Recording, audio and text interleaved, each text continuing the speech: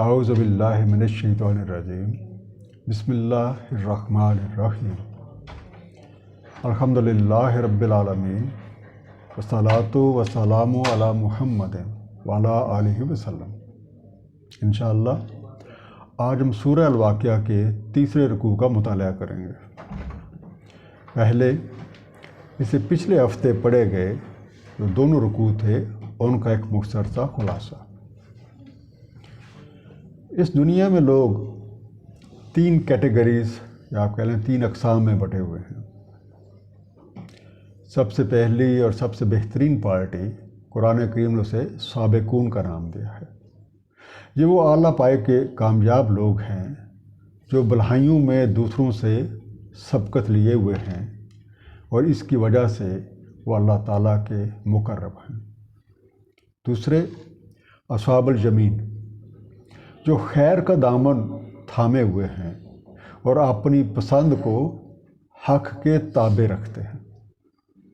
اور تیسری پارٹی اصحاب الشمال جو اپنی عمر اپنی ہی من مرضیوں اور احکامات الہیہ کو پس پش ڈال کر گزار رہے ہیں۔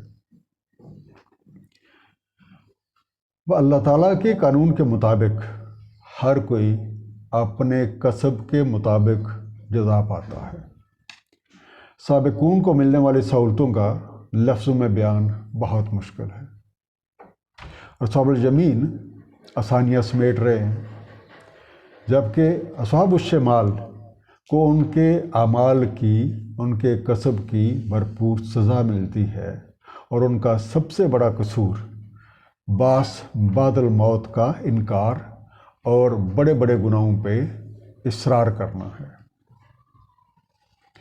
دوسرے رکوع میں ہماری تخلیق کی شروعات اور اس کے بعد کے مراحل، پھر بیج سے پودے کا اگنا اور اس کا نشو و نما پانا، پھر بادلوں کے ذریعے سے بارش کا نظام، اور پھر آگ اور اس کے ایندھن کے انتظامات کا ذکر کر کے ہماری توجہ ایسی نشانیوں کی طرف دلائی گئی جن کا ہم تقریباً ہر روز مشاہدہ کرتے ہیں۔ اس یاد دہانی کا ایک مقصد ہے اور ان نشانیوں کی طرف توجہ دلانے کا بھی ایک مقصد ہے کہ ہم موت کا وقت آنے سے پہلے اپنے مقصد حقیقی کو پہچان کر اس کے حصول کے لیے پوری تندہی سے عمل پیرا ہو جائیں۔ اس دعا کے ساتھ کہ اللہ تعالیٰ نبی پاک صلی اللہ علیہ وآلہ وسلم کی وساطت سے ہم سب کو قرآن کریم کا صحیح فہم عطا فرمائیں۔ آئیے مطالعہ قرآن کا آغاز کرتے ہیں۔ سورہ الواقعہ رکوع نمبر 3 جو کہ آیات 75 سے 96 75 سے 96 پہ مشتمل ہے۔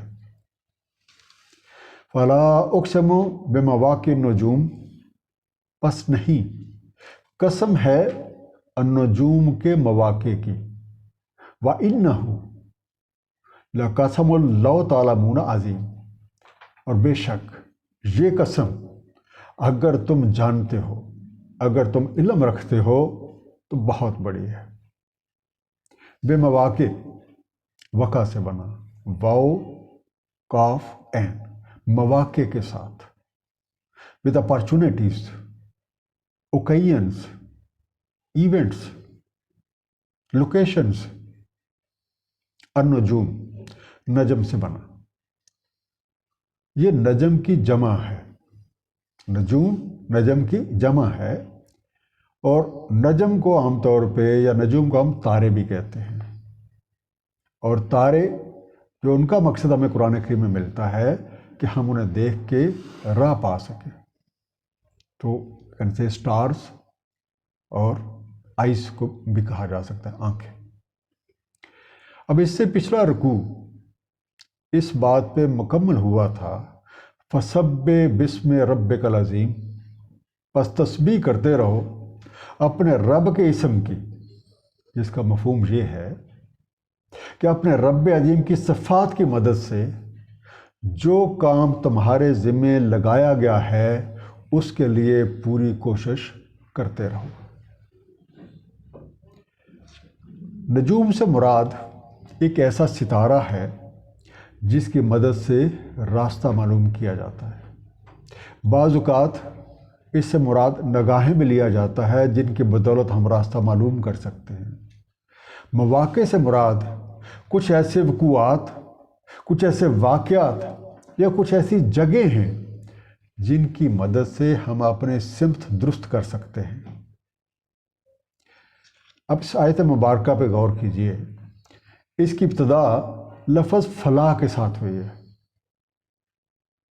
اور صرف اور ناو کی روح سے یہ فلاح جو ہے یہ پوری آیت جو ہے اس کا احاطہ کرتا ہے۔ اس طرح سے اس کا مفہوم کچھ اس طریقے سے بنے گا، فلاح کہ مزید کسی الفاظ کی ضرورت نہیں ہے، مزید کچھ کہنے کی ضرورت نہیں ہے، قسم ہے تاروں کے ٹھیک جگہ پہ ہونے کی، مواقع ٹھیک جگہ پہ ہونا۔ اگر تم جانتے ہو تو یہ بہت بڑی قسم ہے۔ اور دوسری بات، اللہ تعالیٰ کا قسم کھانا بھی اس بات کی اہمیت کو اجاگر کرنے کے لیے کافی ہے۔ اس آیت میں جو بات قابل تفکر ہے وہ ستاروں کے مواقع یعنی ستاروں کے ٹھیک جگہ ہونے کی خصوصیات کا مطالعہ ہے۔ آسٹرو فزکس میں ستاروں کے مواقع کی کچھ مثالیں جو ہیں کچھ اس طریقے سے ہیں۔ نمبر 1، وہ جگہیں جہاں وہ طلوع و غروب ہوتے ہیں۔ دوسرا، ان کے مشرقین اور مغربین یعنی ان کی حدود اور ان کی موجودگی کی جگہ۔ تیسرا، وہ مقام جہاں سے شہاب ثاقب ظاہر ہوتے ہیں۔ اور چوتھا، وہ مقام جہاں ایک ستارہ غائب ہو جاتا ہے۔ اب اسی آیت کو ذرا دوبارہ دیکھیے۔ قسم کی ابتدا نفی سے ہو رہی ہے۔ اس ابتدا سے معلوم ہوتا ہے کہ کوئی انتہائی اہم راز اس آیت میں پوشیدہ ہے، خاص طور پہ جب یہ لفظ فا کے ساتھ، کہ لا کا لفظ فا کے ساتھ بگن ہو رہا ہو۔ دوسری بات، ستاروں کے مقامات کی قسم کھائی جا رہی ہے۔ اس طرح کی قسمیں جو ہیں دوسری آیات میں بھی موجود ہیں، البتہ ستاروں کے مقامات یا ستاروں کی جگہ کی قسم صرف اور صرف اس آیت مبارکہ میں ہے۔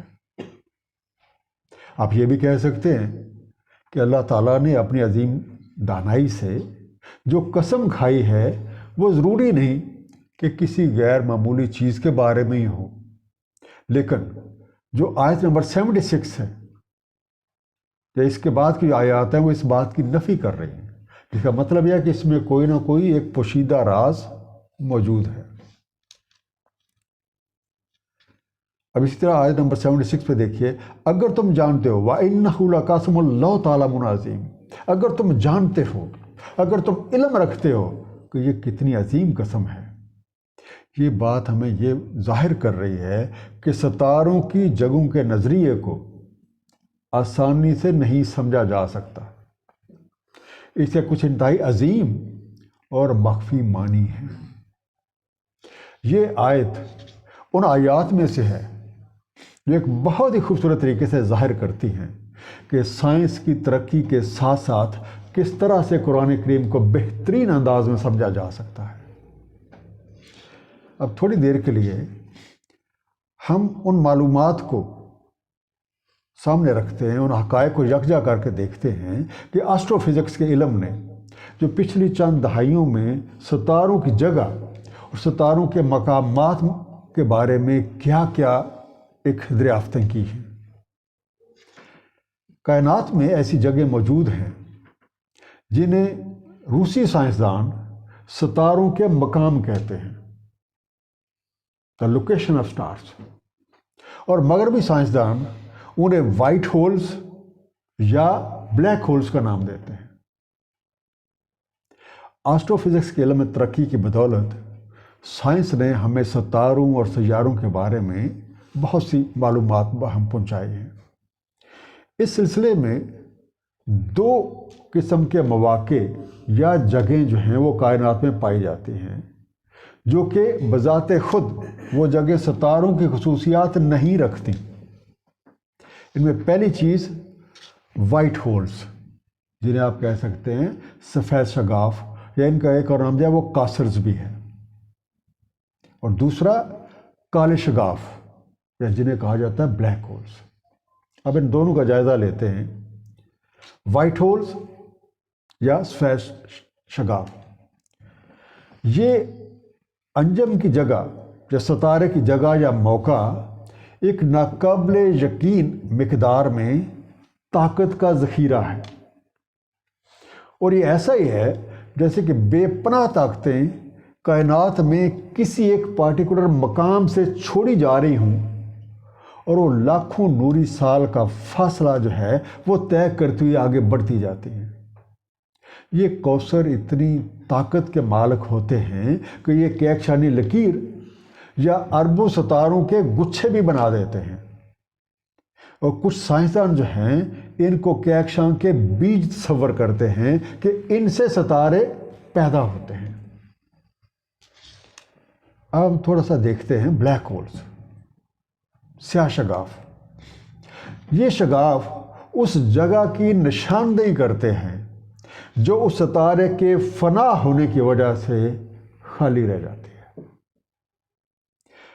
मगर जब एक सितारा फना हो जाता है या मर जाता है तो क्या होता है?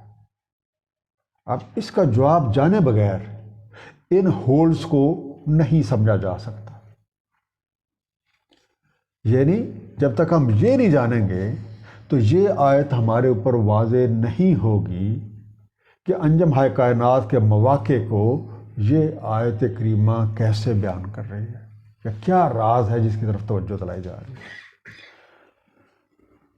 ये इल्म मौजूद है कि हर एक सितारा जो है, वो सितारा हो सैयारा हो, ला तादाद एटम्स के ऊपर मुश्तमिल होता है। और इलेक्ट्रॉन हर एटम के इर्द गिर्द के न्यूक्लियस के गिर्द घूमते रहते हैं। इसी वजह से सितारे का अपना एक मखसूस हुज्म होता है। सितारे का फना होना या सितारे के मरने का मतलब ये है कि वो एनर्जी या वो तवानाई जो उसके हुज्म को कायम रखे हुए थी वो या तो ख़त्म हो गई है या फिर खर्च हो गई है। तो जैसे एक सितारे की मौत हो जाती है तो वो अपनी ही कश्श शकल से इस कदर अपने अंदर सिमटता जाता है या अपने अंदर दब कर इतना छोटा हो जाता है कि एटमों के सिर्फ और सिर्फ न्यूक्लियस ही बचते हैं। और जब न्यूक्लियाई एक दूसरे के ऊपर जमते जाते हैं तो सितारा मज़ीद सिकुड़ता जाता है। लेकिन अपनी कमियत में या अपने मैस में कोई ख़ास तब्दीली किए बगैर अगर मरने वाला सितारा जो है उसकी जिसामत सूरज के बराबर हो जाए तो उसे पल्सर भी कहा जाता है। मतलब कि उससे पल्सेस निकल रही हैं। हर 0.03 सेकंड्स के बाद एनर्जी की एक पल्स जो है उससे निकलती है।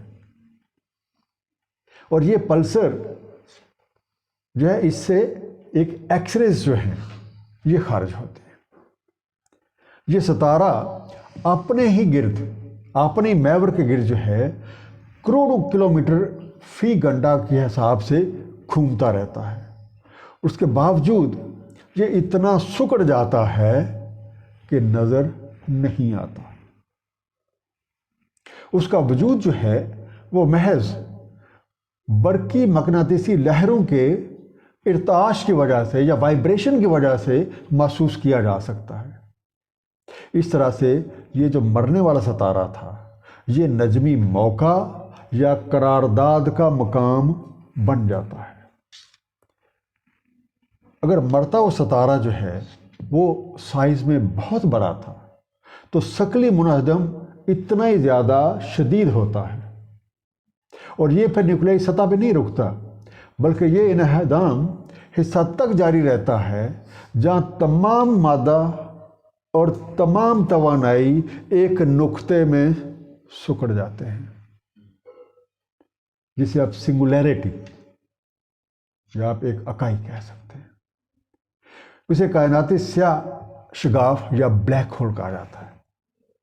یہ شگاف کسی بھی طور پہ نہیں دیکھا جا سکتا، لیکن کچھ ایسی خصوصیات ہیں جن کی بنا پہ آپ اس کی جگہ اسرٹن کر سکتے ہیں۔ سب سے پہلی، یہ ان تمام ریڈیشنز کو ہڑپ کر جاتا ہے جو بھی اس کے قریب سے گزرتی۔ دوسرا، یہ گیما ریز اور ایکس ریز کا بالواسطہ اخراج کرتا ہے۔ تیسرا، اس کے قریب میں وقت اچانک تحلیل ہو جاتا ہے۔ دوسرے لفظوں میں، یہ سیاہ شگاف ایک ستارے کا پر اسرار مقبرہ ہے جو تمام مادی اشیاء اور وقت کو کھینچ کر اپنے اندر چھپا لیتا ہے۔ آئیے ذرا دوبارہ سورہ واقعہ کی آیت نمبر 75 کی طرف دیکھیں۔ پس نہیں، قسم ہے ستاروں کے مواقع کی، اور اگر تم سمجھو تو یہ بہت بڑی قسم ہے۔ اور اس کے ساتھ ہی نبی کریم صلی اللہ علیہ وآلہ وسلم کے اس ارشاد کی طرف بھی توجہ کریں جو آپ نے سورت کے متعلق کہا تھا کہ اپنے بچوں کو سورہ الواقعہ پڑھاؤ، اور وہ اپنے بچوں کو پڑھائیں۔ کیا اللہ کا یہ معجزہ صاف نظر نہیں آتا کہ اس سورت کو پڑھنا کتنا ضروری ہے؟ اور نتیجتاً اس آیت کو ایک نسل سے اگلی نسل تک پڑھانا ضروری ہے تاکہ یہ جو کائناتی راز ہیں یہ بے نقاب ہو جائیں۔ اِنَّهُ لَقُرْآنٌ کریم، بے شک یہ قرآن بہت اکرام والا ہے۔ فی کتاب مکنون، بحفاظت کتاب میں، لا یمسہ الا المطہرون، نہیں چھو پاتے اسے سوائے مطہرین کے، تنزیل من رب العالمین، نازل کیا ہوا ہے رب العالمین کی طرف سے۔ یمسہ مسس سے بنا، میم سین سین، مس کرتے، کسی چیز کے جوہر خاص سے مستفید ہوتے، ٹچ اور اکرو بینیفٹ فرام اٹ۔ تنزیل نزول سے بنا، نون زے لام، نازل کردہ، نازل کیا گیا، اتارا گیا، ریویلیشن اور سینڈ ڈاؤن۔ قرآن کریم ایک بہت ہی اعلیٰ پائے کا کلام ہے جو رب العالمین نے اپنے حبیب نبی پاک صلی اللہ علیہ وآلہ وسلم کی وساطت سے ہمیں عطا فرمایا ہے۔ اس میں ہماری زندگی کے لیے رہنما اصولوں کے علاوہ کائناتی فارمولے بھی موجود ہیں۔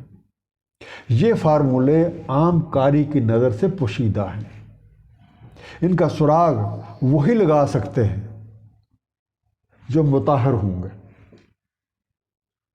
جو پاکیزہ نیت کے ساتھ ان کائناتی فارمولوں کی مدد سے خدمت خلق کرنا چاہتے ہیں اور مقصد تخلیق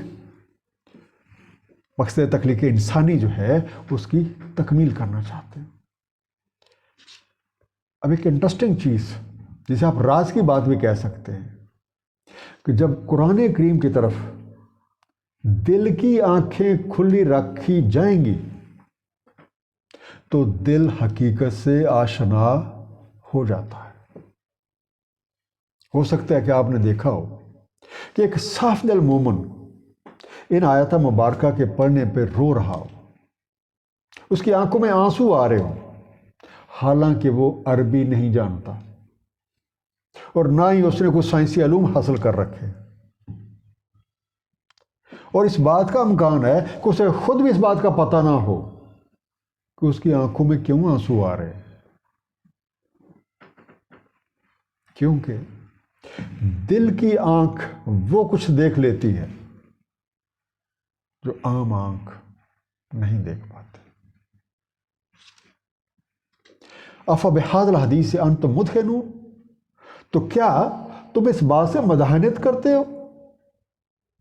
وَتَجْعَلُونَ رِزْقَكُمْ أَنَّكُمْ تُكَذِّبُونَ، اور کر رکھا ہے تم نے اپنا رزق، یا تم نے بنا رکھا ہے اسے اپنا رزق کہ تم تکذیب کرتے رہو۔ مدہنون دہن سے بنا، بے اتنائی برتتے ہو. You are different. تم اس کی طرف کوئی دھیان ہی نہیں دیتے, کوئی خیال ہی نہیں کرتے, کوئی عقل سمجھ کا مظاہرہ ہی نہیں کرتے. جو لوگ غیر مطہر ہیں ان کے لیے یہ بات ہی ناقابل اطلاع ہے کہ قرآن کریم میں کائناتی فارمولے دیے ہوئے ہیں اور دل کی آنکھ انہیں دیکھ سکتی ہے, ان کو سمجھ سکتی ہے.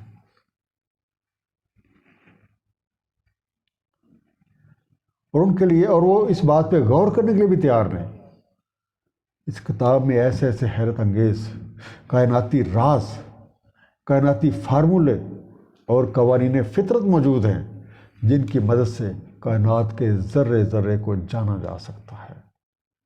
اور انہوں نے قرآن کریم کی تکذیب کو اپنی ایک عادت ہی, اپنے ایک شیوہ ہی بنا رکھا ہے.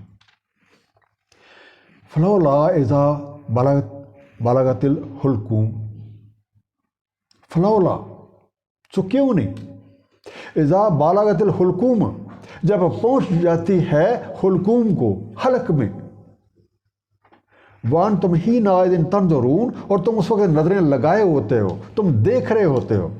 وَنَحْنُ أَقْرَبُ إِلَيْهِ مِنْكُمْ اور ہم زیادہ قریب ہیں اس کے تمہاری نسبت.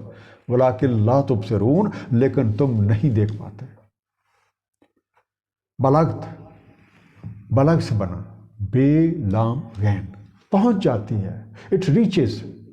حِينَئِذٍ, ہین سے بنا, ہے یہ نون, اس وقت, at that time. اب سوائے منکرین حق کے, سوائے منکرین حق, اگر تم اس کتاب اور اس کائنات کے خالق کو نہیں مانتے ہو تو جب تمہارے کسی بہت ایک قریبی عزیز کی جان حلق تک پہنچ جاتی ہے اور تم ٹک ٹک باندھے نظریں گاڑے اسے دیکھ رہے ہوتے ہو تو بالکل بے بس ہوتے ہو. ایسے لمحے میں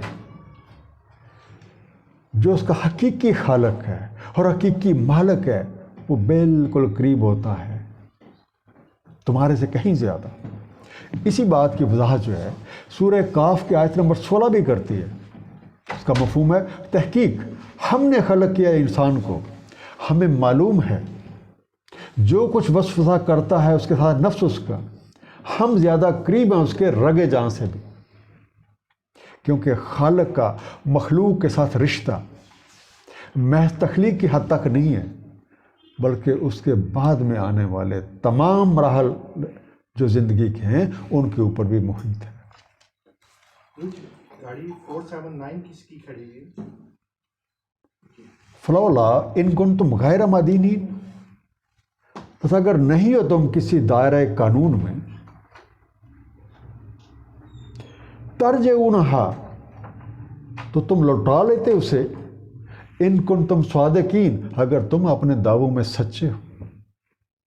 مدینی دین سے بنا, دال یہ نون, دین کے دائرے میں, ودن جیورسٹکشن. اب اس منکرین حق کے سامنے ایک چیلنج رکھ دیا گیا ہے کہ اگر تم اپنے آپ کو ہر طرح کے قوانین سے بالاتر سمجھتے ہو اور کسی کا اپنے آپ کو محکوم نہیں سمجھتے تو اس مرنے والے کو تم واپس کیوں نہیں پھر لوٹا لیتے. قدرت الہی کے مقابل اگر کوئی دعویٰ ہے تو پھر اس کا ثبوت بھی پیش کرنا چاہیے, مگر مشاہدہ اس بات کا گواہ ہے کہ حق کا انکار کرنے والے موت کے وقت قطعاً بے بس ہوتے ہیں. ان کی موت ان کی محکومیت کا ایک ایسا ثبوت ہے جسے کوئی بھی جھٹلا نہیں سکتا.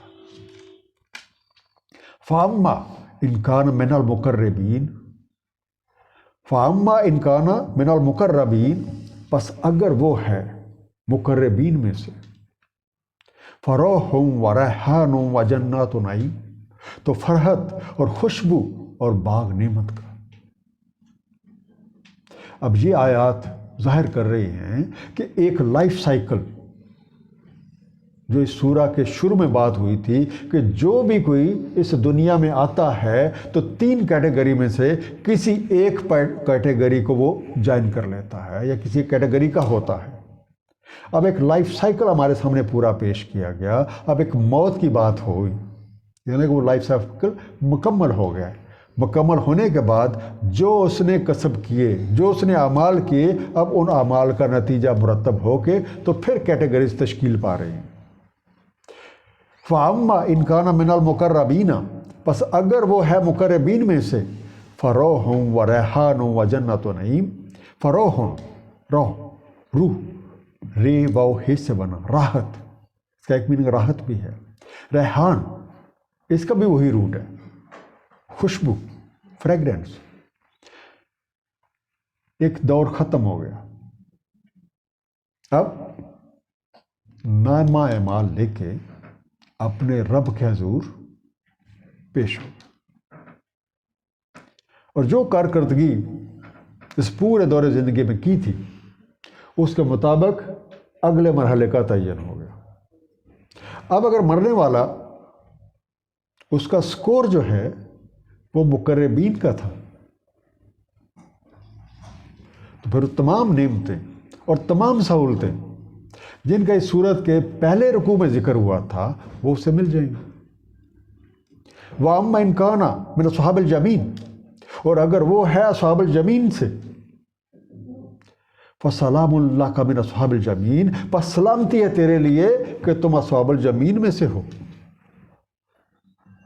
اگر مرنے والا اپنے اعمال کی بدولت جو سکور اس نے کیا ہے، جو گریڈ اس نے بنایا ہے، وہ اصحاب جمین میں شامل ہو گیا تو اس کے اعمال کے مطابق وہ تمام آسانیوں سے مل جائیں گی جن کا تذکر رکوع نمبر 1 اور رکوع نمبر 2 پہلے اور دوسرے رکوع میں ہوا۔ وَأَمَّا إِنْ كَانَ مِنَ الْمُكَذِّبِينَ الضَّالِّينَ، اور اگر وہ ہے تکذیب کرنے والے بھٹکے ہوئوں سے، فَنُزُلٌ مِّنْ حَمِيمٍ، تو اس کی مہمانی ہے کھولتے پانی سے، وَتَصْلِيَةُ جَحِيمٍ، اور واصل کیا جانا، ڈال دیا جانا آگ کے گڑھے میں۔ تسلیات سلی سے بنا، سوات لام شو، جوڑ دینا، منسلک کر دینا، ربط قائم کر دینا، کنیکٹڈ، اٹیچ ٹو۔ اب اگر مرنے والے نے اپنا دور زندگی اپنی من مرضیوں میں، ذاتی خواہشات کی تکمیل میں اور اپنے رب کریم کی نافرمانیوں میں گزار دیا، تو پھر اگلے مرحلے میں اسی کے مطابق تکلیفیں، دکھ درد اور پچھتاوے اس کے منتظر ہیں، جس کا ذکر دوسرے رکوع میں ہو چکا ہے۔ سورہ شورى آیت نمبر 35 میں ارشاد ہے، اس کا مفہوم ہے، اور ہماری آیات میں جھگڑا کرنے والے جان لیں کہ انہیں کہیں بھاگنے کی جگہ نہیں ہے۔ ان ھذا لہو الحق الیقین، بے شک یہ ہے حق الیقین۔ فسبح باسم ربک العظیم، بس تسبیح کرو اپنے رب عظیم کے اسم کے ساتھ، بس تسبیح کرو اپنے رب عظیم کے اسم کے ساتھ۔ فسبح سبا سے بنا، سبا کا ایک معنی تسبیح کرنا ہے اور ایک معنی کہ جو کام آپ کے سپرد کیا گیا ہے اسی کام میں لگے رہیں۔ حق الیقین یہ ہے کہ جو حال میں کیا جا رہا ہے اس کی جزا لازماً مل کے رہے گی، اس لیے جس کسی کو فلاح مطلوب ہے تو پھر وہ رائے فلاح اختیار کر لے۔ زندگی اور موت کے جس واقعہ کا اس سورہ مبارکہ میں بیان ہوا ہے، یہ وہ حقیقت ہے جس میں کسی طرح کے شک و شبہ کی گنجائش ہی نہیں ہے۔ تو کیا ہی اچھا ہو کہ یہی بات ہمارا یقین بن جائے اور ہم صدق کے دل کے ساتھ اپنے مقصد تخلیق کے حصول میں لگ جائیں۔ اور یہ سب کرنے کے لیے اللہ تعالیٰ نے ہمیں مکمل صفات، صلاحیتیں اور وسائل دے رکھے ہیں۔ ضرورت اس امر کی ہے کہ ہم اپنے اندر پائی جانے والی ان صلاحیتوں کا کھوج لگا کر اپنے رب کریم کی رضا کے مطابق ان سے کام لینے والے بن جائیں، اور اس کام میں نبی کریم صلی اللہ علیہ وسلم کے ساتھ ہمارا تعلق جتنا زیادہ مضبوط ہوگا، منزل اتنی ہی آسان ہو جائے گی۔ ایک مختصر خلاصہ اس پوری سورہ کا، اس دنیا میں ہر آنے والا یہاں پہ موجود 3 گروہوں میں سے کسی ایک کا حصہ ہے، اور قانون الہیہ کے مطابق اپنے نصیب کے موافق نعمتیں، سہولتیں یا تکلیفیں سمیٹتا ہے، اور ساتھ ہی ساتھ زندگی کے اگلے مرحلے کے لیے جدوجہد کرتا ہے۔ اس مولت عمل کا ایک مقصد ہے، اور اس مقصد کے حصول کے لیے اللہ تعالیٰ نے ہر انسان کو ہر طرح کی صفات، صلاحیتیں اور وسائل دے رکھے ہیں، اور ہر کسی کے پاس یہ اختیار ہے کہ وہ ان کا استعمال کس انداز میں کرتا ہے۔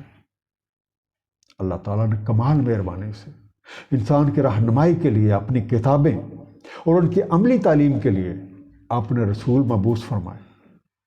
قرآن کریم اللہ تعالیٰ کی آخری کتاب، اور نبی پاک صلی اللہ علیہ وسلم اللہ تعالیٰ کی آخری نبی ہیں۔ قرآن کریم کا صحیح فہم حاصل کرنے کے لیے دل کی آنکھ کا خالص اور پاک باز ہونا شرط ہے۔ جو ہم قرآن کریم پہ نبی کریم صلی اللہ علیہ وسلم کے اسوہ حسنہ کے مطابق عمل پیرا ہوتے جائیں گے، اسی لحاظ سے فہم قرآن ترقی پائے گا۔ ہم سب کو اپنے موجودہ دور زندگی کے بعد اپنے رب حقیقی کے سامنے پیش ہو کر اپنے اعمال کا حساب دینا ہے، اور اپنے کسب کے لحاظ سے زندگی کے اگلے مرحلے میں اس صورت میں بیان کیے گئے 3 میں سے کسی ایک گروہ کا حصہ لازماً بننا ہے۔ اللہ تعالیٰ ہم سب کو سمجھنے اور عمل کرنے کی توفیق عنایت فرمائے۔ صدق اللہ العلی العظیم، صلی اللہ تعالیٰ علی حبیب محمد و آلہ وسلم۔